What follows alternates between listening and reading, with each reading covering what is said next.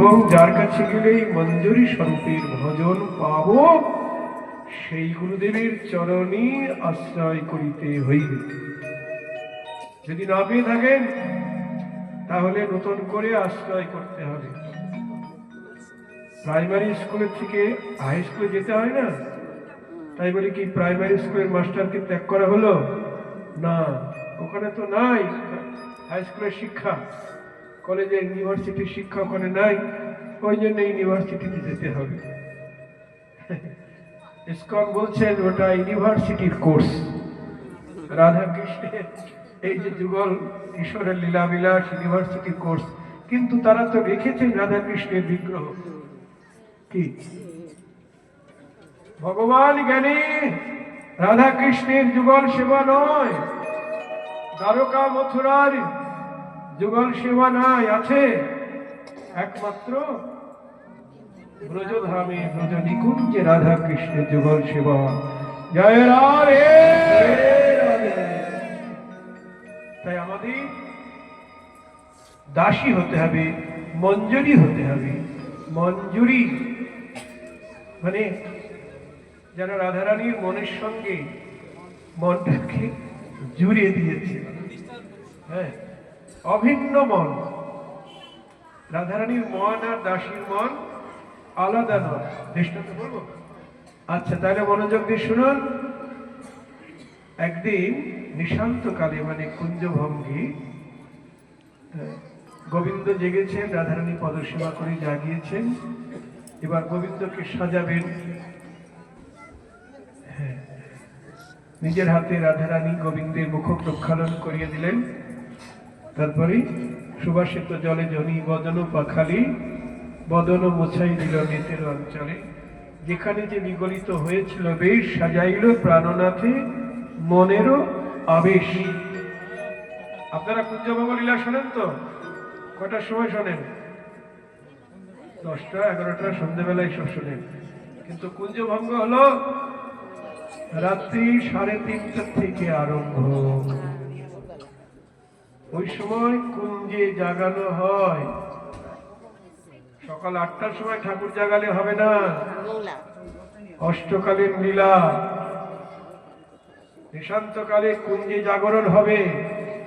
রাধাকৃষ্ণ কোথায় ঘুমিয়ে আছেন? বিলাস কুঞ্জে। ওটা নন্দালয়েও নয়, বর্ষানাতেও নয়, যাবটেও নয়। বিলাস কুঞ্জটা কোথায়?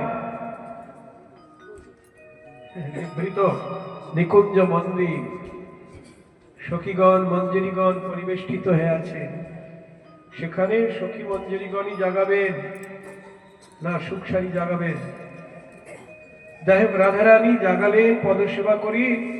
এবার সাজাতে গিয়ে দেখছেন গোবিন্দের মাথার ময়ূর পাখাটা বিমর্দিত হয়ে গেছে, গলার বৈজয়ন্তী মালাটা বিমলিন হয়ে গেছে। হ্যাঁ, যদি একটু নূতন হতো তাহলে ভালো মানাতো।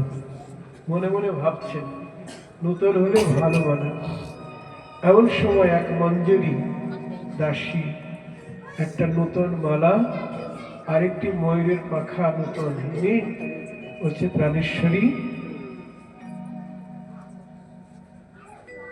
রাধা আমার প্রাণেশ্বরী, প্রাণেশ্বরী, তোমার দাসীর এই উপহারটুকু তুমি গ্রহণ করো। কি এনেছিস? এই নূতন মালাটি আর নূতন ময়ূরের পাখা। রাধারানীকে কি আনন্দ! তুই আমার মন্দিরের সেবা করেছিস। পুরনো মালা খুলে নতুন মালা পরিয়ে দিলেন, পুরনো পুচ্ছ খুলে নতুন পুচ্ছ পরিয়ে দিলেন মাথা। এবার দাসীকে বলছে, তুই যেভাবে আমার মন্দিরের সেবা করেছিস, তোকে তো পুরস্কার দেওয়া দরকার না?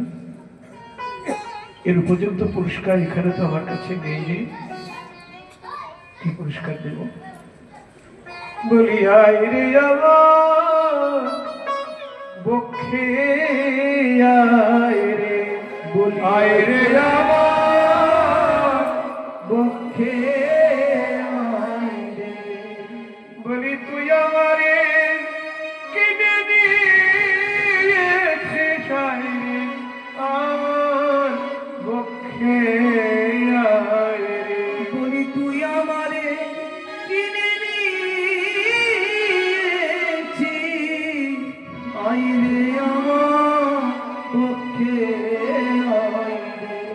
বলি তুই আমারে কিনে দিয়েছিস আমার মুখে আয়।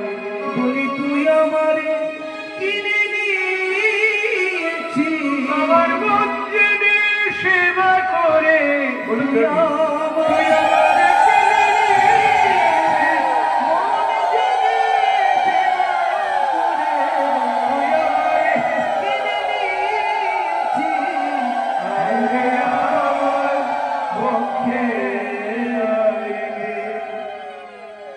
দাসীকে আপন বক্ষ মাঝে জড়িয়ে ধরলেন।